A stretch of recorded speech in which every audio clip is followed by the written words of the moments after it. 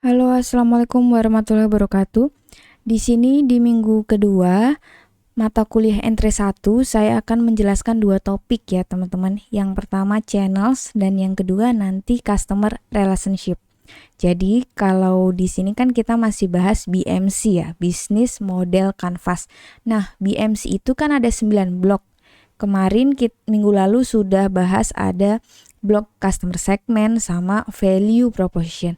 Nah, di minggu ini kita langsung bahas dua, yaitu channel dan customer relationship. Oke. Channel itu tentang atau saluran distribusi itu tentang bagaimana kita perusahaan menjangkau konsumen kita. Kira-kira dengan cara apa sih kita bisa menjangkau konsumen?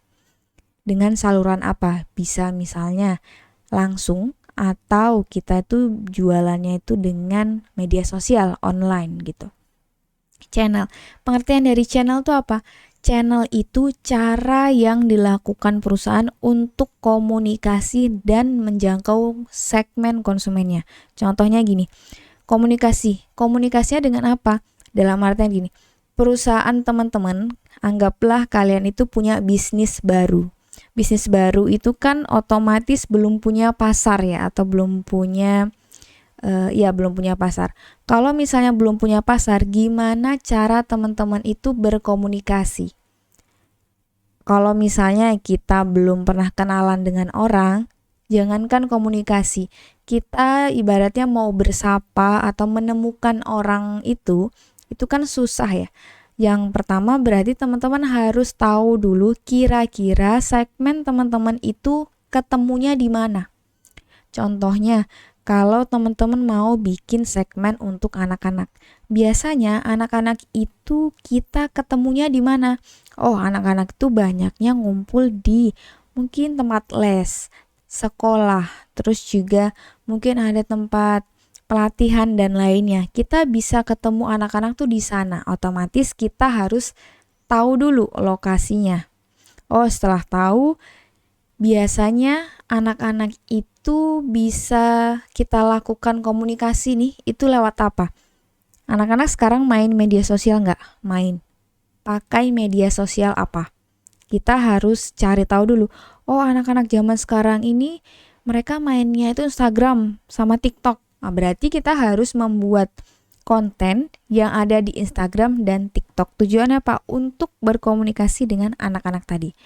Terus menjangkau. Menjangkau ini sampai ke distribusinya. Kalau tadi kita hanya tahu, oh di situ di Bimbel itu banyak anak-anak. Di Instagram juga banyak anak-anak. Terus gimana cara kita jangkaunya? Otomatis mungkin kita harus melakukan pemasaran di sana. Terus anggaplah contoh yang di Bimbel tadi ya. Dari perusahaan ke tempat bimbel itu gimana caranya? Kan ada saluran-saluran lainnya. Oh, kita harus pakai transportasi ini dan ini agar produk kita tuh sampai ke segmen konsumen kita, yaitu anak-anak. Lalu fungsi dari saluran distribusi atau channel itu apa? Yang pertama, memberikan kesadaran tentang produk atau jasa kita.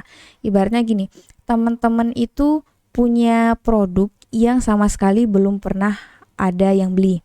Terus gimana caranya agar orang-orang di sekitar kita itu sadar tentang produk kita? Ya udah, kita pakai saluran distribusi. Lalu yang kedua, membantu perusahaan untuk mengevaluasi value proposition atau nilai atau keunggulan dari perusahaan. Lalu yang ketiga, menyalurkan nilai dan manfaat yang sudah kita buat ke konsumen. Yang selanjutnya, memberikan dukungan after sales atau penjualan setelah pembelian gitu ya. Pelayanan setelah pembelian. Lalu yang terakhir, membantu konsumen membeli produk atau jasa yang spesifik atau sesuai yang diinginkan oleh konsumen. Jenis-jenis saluran tuh ada dua, saluran langsung dan tidak langsung. Kalau langsung kita tuh ibaratnya jualan tapi langsung ketemu dengan konsumen kita. Gimana caranya? Dengan karyawan kita.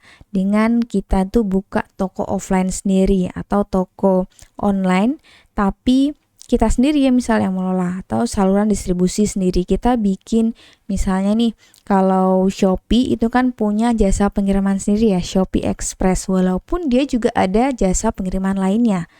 Lalu yang kedua, saluran tidak langsung. Nah, kalau tidak langsung ini intinya ada pihak ketiga atau kita tuh nggak langsung memberikan ke konsumen. Jadi contohnya, kita tuh punya produk namanya susu Ultra Jaya. Kita bisa memberikan langsung ke konsumen, tapi akan lebih mudah ketika kita butuh bantuan toko retail. Jadi kita nyetok ke swalayan-swalayan atau toko kelontong kecil-kecil gitu. Penjualan dalam jumlah besar atau agen atau distributor gitu ya. Atau kita juga bisa menjual dari e-commerce. Misalnya dari Shopee Mall, kadang kan dikelola oleh Shopee gitu ya tulisannya. Oke. Lalu fase-fase saluran atau channel itu apa sih? Yang pertama fase kesadaran atau awareness. Jadi awareness intinya gimana teman-teman itu bisa membuat atau memberikan kesadaran ke konsumen kalian. Oh ternyata ada loh produk baru ini. Nah, sadar gitu bahwa kita tuh salah satu orang yang menjualnya. Lalu yang kedua, konsumen itu sadar terhadap suatu merek. Terus habis sadar kan kita lanjut ke fase selanjutnya yang ke fase kedua. Lalu yang ketiga, membangun kesadaran itu bisa teman-teman lakukan dengan iklan. Fase yang kedua setelah kesadaran adalah evaluasi. Jadi di fase ini itu bisa membantu konsumen dalam mengevaluasi nilai yang ditawarkan perusahaan. Lalu yang kedua, evaluasi ini bisa dilihat dari pengalaman masa lalu konsumen. Contohnya, konsumen itu senang tadi dengan produk susu UHT, misalnya Ultra Jaya. Kira-kira kan produk UHT kan banyak yang di pasar, misal Indomilk. Konsumen tuh kenapa sih mereka beli yang Ultra Jaya, kenapa nggak beli yang Indomilk? Terus pengalaman mereka meminum susu Indomilk tuh apa? Oh, rasanya mungkin terlalu biasa, atau mungkin variannya nggak terlalu banyak, atau seperti apa. Kita juga bisa lihat dari referensi atau melakukan pengamatan secara langsung. Fase yang ketiga itu pembelian. Kalau fase ketiga ini gimana sih konsumen bisa membeli produk atau jasa kita? Lalu yang kedua, pembelian itu biasanya bisa dilakukan secara fisik atau non-fisik. Kalau fisik kan kita punya toko offline. Kalau non-fisik berarti kita tokonya online gitu. Lalu yang keempat, fase penyampaian atau delivery. Misalnya, tadi kan kita sudah menentukan nih, mau beli yang produk yang mana.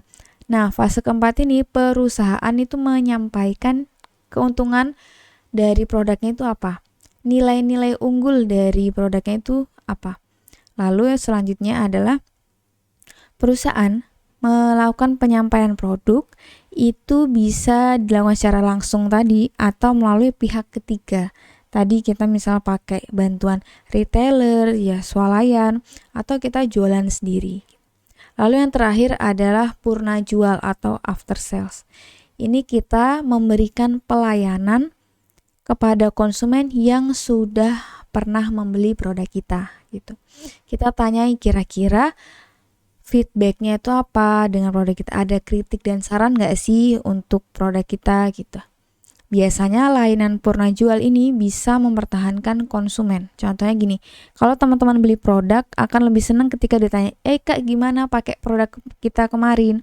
Kira-kira ada kendala nggak? Kalau misalnya ada kendala bilang ke kami ya, akan kami misalnya berikan penawaran terbaik atau akan kami berikan produk baru jika produknya rusak. Nah itu kan akan lebih enak, oh berarti kita setelah beli pun masih diperhatikan gitu. Kesimpulannya adalah saluran distribusi itu cara yang dilakukan perusahaan untuk melakukan komunikasi kepada konsumennya.